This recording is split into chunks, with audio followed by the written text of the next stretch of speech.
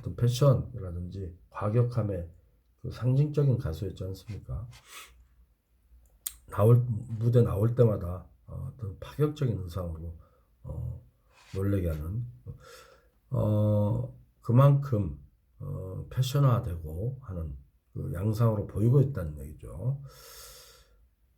어, 현대 인도네시아 청소년들의 아이러니한 문화를 엿볼 수 있게 한다는 얘기입니다. 이런 것들만 봐도 종교성과 저항적 대중문화 또 이에 반응하는 하위 문화의 복합적 성격이 현재 인도네시아 청소년 문화에 녹아들어 있다는 것을 감지할 수 있다는 얘기입니다. 그러니까 그 자체 내에서 그 발전시키는 패션, 의류의 패션이라든지 이런 것들만 봐서도 어떤 얼마나 답답하겠어요. 답답하면서도 그만의 또 어떤 그 패션을 유지시키고 있고 그러한 것들이 결국은 종교, 그다음에 문화 이런 데에 저항적인 부분 그 중에서도 하위 문화, 주류 쪽에 있는 주류 계층이 아닌 하위 문화, 하위 계층의 문화의 복합적 성격 이런 부분들이 청소년 문화에 뭐그 청소년 시기에 저항적이고 반항적이고 이런 것들은 그 이유 있는 반항으로서 우리가 많이 우리가 다 그 청소년 시대는 선생님도 마찬가지 누구나 거치지만 제임스 틴의 영화처럼 그런 이유 없는 반항이라든지 반항 자체가 뭐 이유 없이도 할 수 있는 그런 시대 아닙니까? 자, 감각적으로 또는 뭐 알고 보면 다 그게 사회적이고 거대 담론으로서의 사회, 정치, 경제, 문화에 대한 어떤 저항일 수도 있는 그런 것들이죠.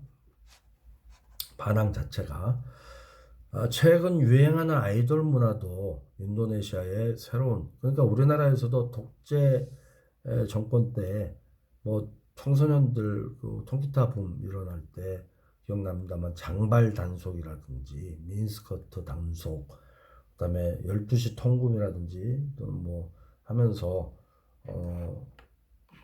그러니까 돌이켜 보면 그 선생님도 그때 이제 뭐 고등학교 시절이라든지 뭐 중고등학교 시절을 거치고 대학 시절을 거쳤습니다만 그 역사적 그 흐름들을 보면요 그 정치적 분위기라든지 사회 현상이라든지 것들 보면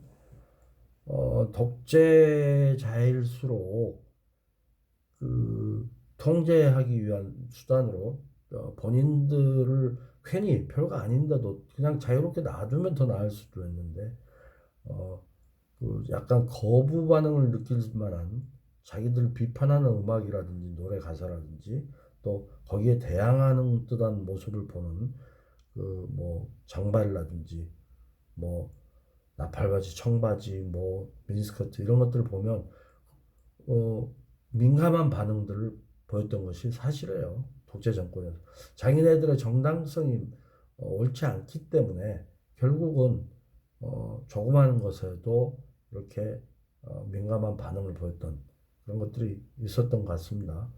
그렇듯이 어느 정권이 있었든지 간에 또 그 정권이 독재 정권이 아니더라도 설사 그 규정되지 않은 어떤 이데올로기적인 어떤 이념적 정권이 아니더라도 그 위정자라고 얘기를 하죠. 세월이 흐르고 나면 어떤 정책 결정자들이나 어느 시대나 마찬가지입니다만 그들의 행태가 역사적으로 그 어떤 판단을 또그 갖게 하는 그런 게 역사의 흐름 아닙니까? 그런 것들을 보면 어느 나라에서든지 또는 어느 민족이든지 간에 청소년 세대에게는 어, 그 자연히 있을 수 있는 저항이라든지 반항이라든지 이러한 청소년 세대만이 갖고 있는 특출한 그 색채들을 괜히 민감하게 받아들이는 그러한 그 유정자들이 역사 속에는 많이 했었던 것을 기억해 봅니다. 그 청소년들의 집합이라든지 청소년들이 모여서 사회 비판이나 정권에 대한 비판 이런 것들을 금지하는 것들이 역사적으로 굉장히 많았죠. 그게 예전에는 뭐그 청소년들이 사회운동이라든지 학생운동을 노골적으로 한 것에 대한 또 노골적 그 강제 그 집행이라든지 강제 집행 같은 걸 통해서 방지를 한다든지 금지를 시킨다든지 또는 그 억압을 한다든지 통제한다든지 이런 것이 그 근대 사회에서 벌어졌던 행태라고 본다면 현대 사회는 사회 곳곳에서 여러 가지 형태로 청소년들은 어차피 반항이 있을 수 있는 세대인데 결국은 흩어지게 하는 그러니까 집합하지 못하게 하는 그러한 사회 분위기 또는 그 사회 현상 이런 것들도 우리가 학도들로서 한번 생각해 볼 필요도 있어요. 여러 가지 양상으로 나올 수 있습니다. 난이도가 높은 어떤 흐름이라고 볼 수도 있죠. 서로 간에. 자, 우리가 좀 옛날처럼 데모하고 그럴 그 학생들을 보면 그런 그때는 절대절명의 독재 정권에 했던 상대했던 시대이기도 하고 하기 때문에 시대의 흐름에서 청소년들이 그렇게 갈 수밖에 없었던 양상이었고 지금은 여러분들 지금 취업하기도 바쁘고 더군다나 코로나에서 학업도 제대로 지금 집중하지 못한 상태에서 지금 걱정이 큰 상태에서 좀 여러 가지가 좀 여러분들은 제가 봤을 때 우리 세대하고 또 다른 좀 짠함이 있습니다. 항상 청소년 세대는 기성세대가 봤을 때 조금 반항적이고 그리고 논리적이지 않고 좀 뭔가 도전적이고 저돌적이고 완성되지 않은 미완성의 어떤 그렇게 바라보고 있는 게 기성세대의 눈이죠. 청소년이 또 기성세대가 되는 것이고 그렇게 되는 거죠. 기성세대가 되면 또 청소년을 바라보는 이전의 어른 시대에 여러분들이 또 기성세대가 되면 어떠한 시각으로 청소년들을 나중에 미래의 청소년들을 바라볼지 그것도 궁금합니다만 어쨌든 여러 가지 여러분들은 그 현상이라든지 사회과학이라는 게 사회 현상을 연구하는 학문 아닙니까? 여러분들도 사회에 나와서 여러 분야에서 활동을 오피니언 리더로서 곳곳에서 많은 활동들을 하셔야 될 분들이니까 항상 여러 가지 각도에서 여러 가지 관점에서 세상의 현상을 바라보고 더 심층적인 부분에서 더 바라봐야 될 필요도 있다고 생각을 합니다. 자, 그래서 최근 유행하는 아이돌 문화도 인도네시아의 새로운 대중문화 추세를 엿보게 합니다. 이슬람 국가에서 아이돌, 즉 우상은 철저히 금지되어 있습니다. 이슬람 국가에서 아이돌, 우상은 철저히 금지되어 있다는 얘기죠. 두 번 썼네 죄송합니다. 그러나 최근 인도네시아에서는 아이돌 문화가 미디어를 중심으로 확산되고 있으며 그 중심에 K-팝 아이돌 문화가 있다는 것입니다. 그렇게 철저히 금지를 하는데도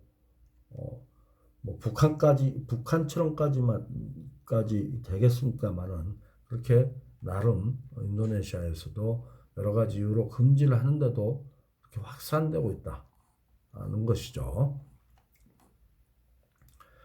인도네시아 청소년의 이제 K-팝 수용을 어떻게 이루어지고 있는지 한번 살펴봅시다.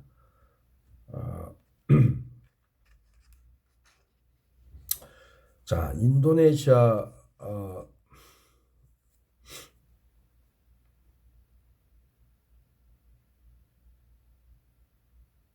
자, 우리가 아까 제가 좀 설명을 좀 빠뜨려서 조금 찝찝한 부분이 있어요. 그래서 제가 하면서도 어디다 이렇게 찾아서 이렇게 좀 설명을 해드리려고 했는데 그걸 찾지 못하고 좀 생각이 좀 나지 않고 하는 부분이 있어서 얘기하고 넘어가겠습니다. 지금 그래서 인도네시아 아까 뭐 지하드 부분 이런 부분이 좀 나왔잖아요. 그래서 지하드 부분에 대해서 우리가 조금 보자면요. 그래서 아까 어딘가 나왔었죠. 지하드 부분에 대해서 좀 설명하자면 현재 전 세계적으로 지금 테러리즘 위협으로 보통 어떤 얘기를 쓰고 있습니까? 성전이란 말을 쓰잖아요. 성전. 성스러운 전투라는 의미에서 지하드는 그럴 때 이제 지하드는 어떤 뜻으로 쓰이느냐? 성전의 전투적 개념으로서 고투라든지 분투하다 이런 뜻에서 지하드가 쓰인다는 얘기입니다. 그래서 이러한 지하드 정신에서 나온 인도네시아 국가 전체가 두 조직으로 나눠서 영향력을 행사하고 있는데 그게 NU라는 조직이고 하나는 무하마디야라는 그러한 조직이라고 합니다. 그래서 지역에 따라서 이렇게 영향력이 주도를 하고 있는데요. 그래서 NU나 무하마디야라는 조직들은 지하드 조직의 일종인데 학교라든지 병원, 사회복지시설 이런 것들을 운영하면서 국민의 삶 전체, 인도네시아 국민 삶의 전체에 영향을 미치고 있다고 합니다. 그 부분이 제가 좀 조금 빠뜨려진 것 같아서 제가 얘기를 좀 더 드리는 거고요. 그러니까 수하르토 정권이 무너지면서 권위주의 정권 2대 수하르토 권위주의 정권이 무너지면서 민주화가 진전이 됐죠. 거기서도 그러면서 금지됐던 이제 종교성이 용인되면서 이슬람의 오히려 이슬람의 강경화를 불러일으켰다는 얘기예요. 그래서 이슬람 조직들이 이러한 아까 얘기한 에뉴나든지 무하마디야 이 지하드 조직들이 공공연하게 정치에 뛰어들기 시작했어요. 정당 조직도 만들고 그래서 이슬람 종교단체 정당 지지도가 높은 비율로 그렇게 차지하고 있는 것도 현실입니다.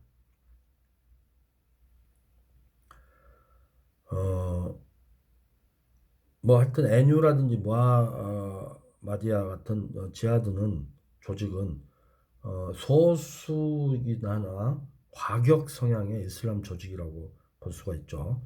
그런데 이들이 이제 정치 활동에도 뛰어들었다는 얘기예요. 그래서 이슬람의 종교로서 한때 뭉칠 수 있는 강경화 경향이 촉진되고 있다는 얘기입니다. 그래서 이러한 정치, 경제, 사회만 이러한 이슬람 강경화 바람이 부는 게 아니고 일상생활까지도 파고든다는 얘기죠. 자, 이런 가운데서도 우리 이제 K-팝이 한류가 청소년 사이에 이렇게 널리 퍼지는 거 이런 것들은 굉장히 큰 어떤 변화의 조짐을 보일 수 있는 것들이라고 볼 수가 있겠죠. 자, 그래서 그 인도네시아에서 청소년 K-팝 수용 부분을 우리가 살펴보다가 좀 제아제에 대해서 그 구체적인 부분을 좀 선생님이 말씀드린 겁니다. 자, 인도네시아 자, 잠깐만요. 인도네시아의 이는 한류의 인기와 문화적 의미를 파악하기 위해서 인도네시아 청소년들을 대상으로 현장 조사를 실시했는데 윤선희 교수가 현장 연구는 2016년 12월부터 2017년 2월까지 3개월간 진행을 했다는 겁니다. 주요 연구 대상자는 민속지향적 연구죠. 고등학생 18명과 K-팝 팬클럽 7명 중 7명, 총 25명이었고 현장 연구는 인도네시아의 문화교육도시로 불리는 족자카르트에서 진행되었고 이곳은 자카르타 같은 수도권에서 수도의 특수성을 갖지 않으면서 다양한 지역적, 인종적 배경의 사람들이 교육을 위해서 모여드는 교육도시의 성격을 가지고 있는 장점이 있다는 얘기입니다. 약간 외곽지대에 그러니까 그 수도권이 아닌 다른 좀 떨어진 곳에 어떤 이민 그 어떤 다민족의 청소년들 대상으로 이렇게 했다는 거죠. 선택한 학교는 이슬람 교단의 고등학교였으며 팬클럽의 구성원도 모두 무슬림이었다는 거죠. 집단 인터뷰와 개인 인터뷰, 소규모의 집단 인터뷰 구성 현장 연구가 진행됐다는 얘기입니다. 이런 연구가 민속지향적 연구면서 참여 관찰까지 그러면서 민속지향적 연구는 대표적으로 어떤 연구의 일환이라고 얘기를 했죠. 사회과학 연구에서는 그게 양적 연구와 질적 연구였는데 질적 연구의 일환입니다. 퀄리티 메소드 연구 방법이에요. 퀀티티 양적 질적은 설문조사라든지 뭐 어떤 통계 내고 뭐 이런 것들이에요. 유목화해서 자 인도네시아 청소년의 종교 충성도와 한류의 수용을 살펴보면요. 인도네시아 청소년들의 가장 큰 특징은 종교적 성향에서 찾을 수가 있습니다. 어느 나라나 청소년들은 사춘기를 거치면서 기존 가치에 저항하고 반문화 또는 대중문화 혹은 주류에서 탈피한 하위 문화를 형성하는 것이 일반적인 경향이죠. 이 중에서 종교는 청소년들의 저항과 이탈이 크게 나타나는 분야로 서구에서 기독교 인구 중에 청소년의 급감이나 아시아 불교 문화에서도 청소년의 이탈이 이를 잘 반영하고 있다는 것입니다. 청소년들은 그 무조건적인 어떤 맹목적인 이러한 그 청소년들 저도 시기를 거쳤습니다만 이유 없는 반항일까요, 과연? 어떤 거대한 담론적인 차원에서 봤을 때는 청소년 시기야말로 이유 있는 반항이 아닐까라는 생각이 드는 거예요. 어떤 결혼을 하기 전에 가족이 없는 상태, 또 경제 활동을 하지 않은 상태, 이런 상태에서 그 말하자면 경제의 어떤 그 테크니컬한 그 구조 자체가 그 상부조직인 마르크스즘에 나타나는 어떤 그 우리의 그 두뇌를 그 말살시키는 어떤 그러한 그 양상들 그런 우리가 인생을 살아가면서 한 번씩 음미해 볼 내용들이에요. 사실 하고 싶은 거를 반항하고 싶어도 그렇게 그 반항을 선뜻할 수 없는 여러 가지 요인들이 기성세대에 있다고 한다면 청소년 누구나 겪는 청소년 시대에는 사실 그 기성세대에 비해서는 좀 버릴 게 없지 않습니까? 어차피 어, 좀 용감할 수 있는 그런 세대라고 볼 수가 있죠. 어, 지구촌의 어느 인간, 어느 세대든지 간에 청소년에게는 그러한 특색이 있는 어, 시기라고 저는 생각을 합니다. 사회적, 역사적, 정치적, 문화적, 경제적 여러 가지 그 시대마다 조금씩 그 분위기는 환경 자체의 분위기는 또는 조직 분위기라든지 어, 뭐는 전체적인 어떤 뭐 환경 자체, 뭐 자연 환경 같은 거는 엔바이러먼트라고 한다면 거대 환경 자체를 그다음에 어떤 조직 분위기 이런 것들은 그 선생님 갑자기 까먹었네요. 그 생각나면 말씀드릴게요. 어떤 자기가 처해 있는 그 위치에서의 그 조직 분위기라든지 사회 분위기 그런 것들 은 따로 용어가 있죠. 그러한 것들 때문에 이렇게 그 저항을 멈추거나 그럴 만한 동인이 청소년 세대에는 색채가 조금 낮다 이렇게 볼 수도 있는 거죠. 음. 자, 그렇기 때문에 청소년들은 어느 나라에서나 하물며 종교적인 그 어떤 강압에서도 강압적 분위기에서도 어, 그 헤어날 수 있고 거기에 저항할 수 있는 그러한 용감한 세대라고 볼 수가 있고 오히려 이유 있는 반항 세대라고 저는 생각할 수도 있다는 얘기죠. 음.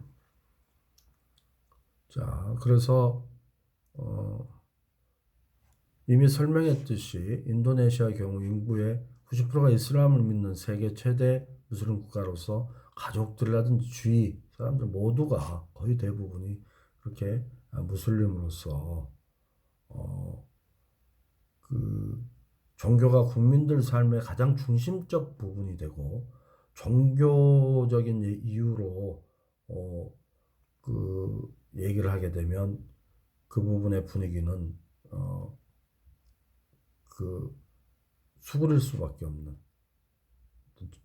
뭔가 분위기 자체가 그러한 종교 자체가 국민 삶의 가장 중심적 부분이라는 얘기죠. 여기서 이슬람 가치 기준과 상반되는 한류가 청소년을 중심으로 인기를 끌고 있는 현상은 청소년들의 대한문화, 반문화, 종교적 이탈의 결과일 것이라고 짐작하게 한다는 얘기입니다. 자, 이런 것들이 뭐 선생님 세대 때, 청소년 세대 때, 선생님이 청소년 때, 대학교 때 이때 좋아했던 노래들이 뭐 독재 시대 때니까 어, 박정희 전두환 시대 때 이렇게 학창 시절이었으니까 그때를 이렇게 상기해 보면요, 그 저항적인 노래 이런 가사말들을 금지곡으로 많이 그 부르지도 못하게 하고 발매되지도 않게 하고 발표도 못하게 하고 뭐 방송이나 언론 자체가 통제되는 어떤 그런 양상들을 보여줘 왔기 때문에 어, 뭐 그러한 현상들이 지금에 와서는 전부 다 이제 밝혀지고 있지 않습니까? 자연스럽게 얘기를 하고 있고 그때 노래 중에 보통 보면 이제 뭐 여러 가수들이 있으면 통기타 가수들 주로 보면 대중 가수들이 주로 TV에 나오는 가수들은 이제 주로 통기타 가수들은 그 다운타운에서 보통 활동을 했고 그 방송에서 나와서 활동하는 그런 가수들은 주로 어떤 댄스라든지 또는 뭐 좀 어떤 민감한 사항을 가사라든지 이런 것들을 어, 내세우지 않는 그런 그 통상적인 노래들이기 때문에 그 노래들도 굉장히 좋은 노래들이 많죠. 통기타 가수들 노래 중에 한때 학창 시절에 굉장히 좋아했던 노래들이 많아요. 그 중에 이제 뭐 이장희 씨도 있고 그다음에 또 그 김민기 작곡자라고 하죠. 어, 그 김민기 씨가 양희은 씨에게도 노래도 많이 그 작곡을 해서 작사 작곡도 했습니다만 김민기 씨가 직접 부른 노래 중에 친구란 노래를 선생님이 뭐 자타가 공인한 애창곡이었어요. 그래서 무슨 노래할 기회가 있으면 친구들이 꼭 저에게 친구란 노래를 시키곤 했는데 그 노래 가사말이 참 좋아서 제가 그 중에 이제 그 한 부분이 생각이 납니다. 저항적인 어떤 그 내용 중에서 모두가 다 예스라고 할 때, 긍정을 할 때 아니라고 일어서서 용감하게 말할 사람이 그 누가 있겠느냐라는 그 시대의 울부짖음. 그 노래 가사에 그게 내용이 나와요. 그래서 그 부분이 상당히 저는 그 좋았고 하여튼 지금 우리가 그 얘기를 하고 있는 지금까지 쭉 한류 문화라든지 케이팝 이런 것들을 얘기하면서도 그 나라에 주로 보면 그 좀 억압된 부분 그 전에는 이제 뭐 일본이나 중국이나 또는 뭐 그 어떤 다른 동남아시아 다른 나라들을 조금씩 이렇게 살펴보면서 한류 이런 부분들을 이렇게 봤습니다만 특히 요 몇 주간에 거쳐서 동유럽과 포스트 사회주의 또는 이런 인도네시아 또는 테러가 많이 발생되고 있는 프랑스 이런 곳 이렇게 그 살펴보고자 하는 것은 그러한 나라인데도 불구하고 또는 북한마저도 그 이러한 거대한 청소년들로 시작되는 거대한 그 저항 문화로서의 케이팝 이런 것들을 살펴보고자 하는 겁니다.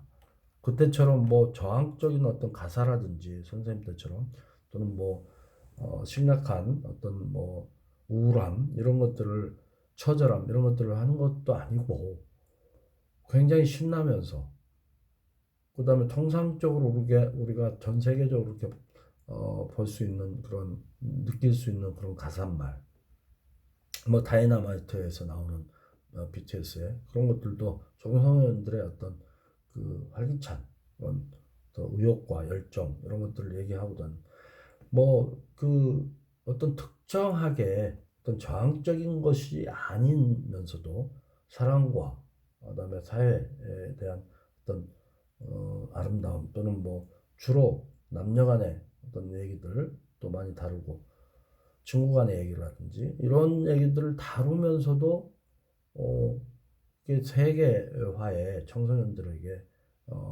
어떤 동조와 동질감 이런 걸 느끼는 것은 오히려 대놓고 하는 그런 그 나타내는 그러한 내용보다는 청소년이 공통적으로 가질 수 있는 지구에 있는 모든 청소년들이 공통적으로 가질 수 있는 동질감 이런 것들을 나타냄으로써 오히려 은근히 그렇게 단합이 되면서 모이지 못하게 하는 게 통제의 어떤 역할이잖아요.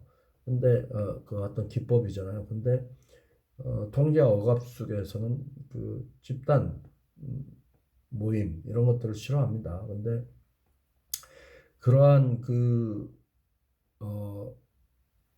예전에는 이런 얘기만 했어도 그 독재시대 때는 그냥 잡아갔어요. 너 사상이 불순하다. 그렇기 때문에 많이 좋아진 사회죠. 자, 어쨌든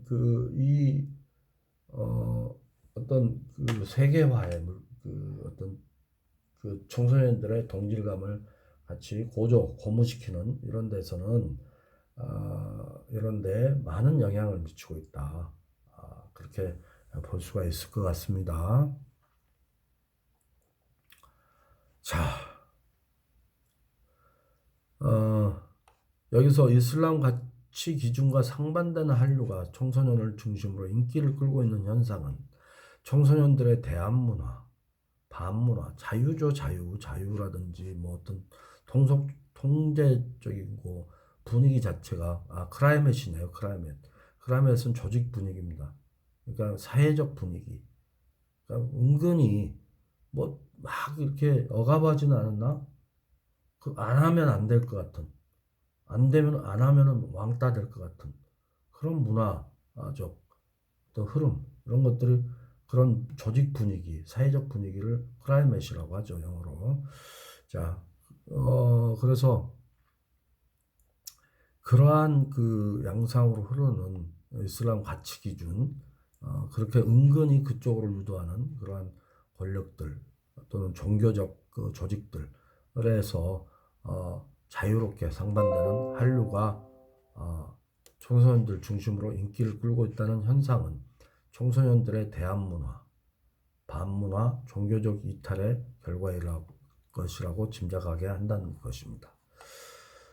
자, 미디어에서 히잡 착용은 과거에 금지되었던 공공 영역에서의 종교적 표현이 허용되면서 나타난 인도네시아 이슬람 강경화로 해석되기도 하지만 아까 말씀드렸듯이 상업화도 좀 있습니다만 실제 광고나 예능 프로그램에 등장하는 모델들의 히잡 착용의 양식을 보면 패션이나 유행으로서의 상업적 영역 확대나 오히려 종교 영역의 유연화로까지 확대될 수 있다는 얘기입니다. 해석될 수 있다는 거예요.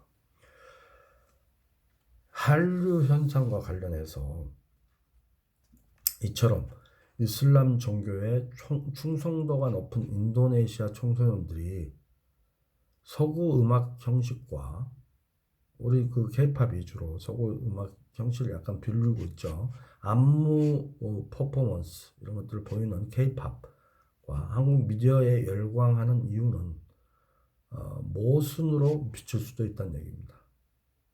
그러니까 이슬람 종교에 무슬림들 충성하는 그 충성도를 놓고 봤을 때는 뭐 내부적으로는 그렇지 않을 수 있으나 그 조직 분위기, 사회적 분위기상으로 봤을 때는 아주 그 충성도가 높은데도 불구하고 조사에 의하면 그런데도 그러한 종교적 그 어떤 그 단체 행동의 어떤 그러한 양서보다 자유로운 어떤 음악 형식과 안무 퍼포먼스를 가지고 있는 K-팝 한국 미디어에 열광하는 이런 부분이 이런 좀 상반되는 모순적인 부분이라고 볼 수가 있다는 얘기죠.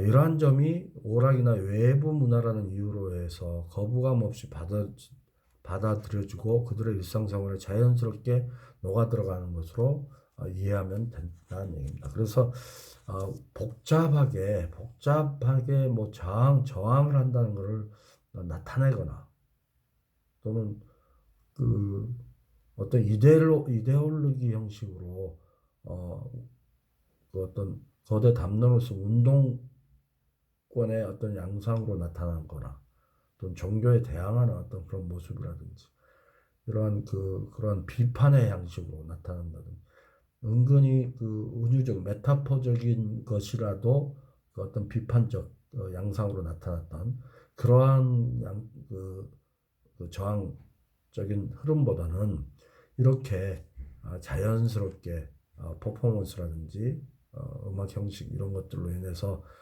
그냥 자연스럽게 오락이나 또는 외부 문화 이렇게 가볍게 보면서 거부감 없이 받아들여지고 일상생활에 자연스럽게 녹아들어가는 것이라고 이해할 수가 있다는 얘기입니다. 그럼으로써 자기들도 모르게 집합이 되고 있는 거예요. 결합이 되고 있는 거죠. 점점 그 세대들 간에 세대 청소년들이 서로 모여들고 같이 하나의 구심점이 돼서 자연스럽게 집합이 되고 있다는 얘기입니다. 그러면서 자신도 모르게 웅들어 있던 그런 저항적인 어떤 욕구 이런 것들이 어, 내재되어 있지 않는 케이팝 문화인데도 그렇게 집합시키는 동인이 돼가지고 모여서 자기들끼리 어떤 표출하는 저항적인 어떤 것을 양상으로 나타날 수도 있다는 얘기죠. 자, 미디어 수용자의 감성적 동화와 사회 인식 부분을 살펴보도록 하겠습니다. 인도네시아 한류 팬들이 케이팝과 한국 미디어를 좋아하는 이유로 첫 번째로 꼽는 이유가 가수나 배우가 핸섬하고 예쁘다는 것입니다. 이 말은 많이 이렇게 우리 많이 듣던 얘기죠. 이전에도 얘기를 들었고.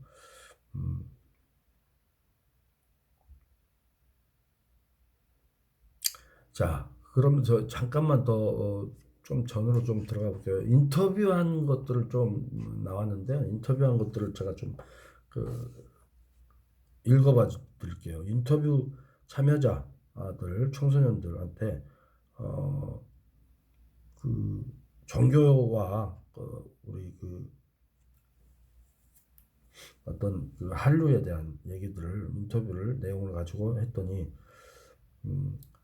매일 의무적으로 이들은 이제 코란을 읽죠. 이슬람 교리 뭐 코란이라든지 이런 것들 읽고 있는 뭐 성경 기독교 성경처럼 공부를 하게 하는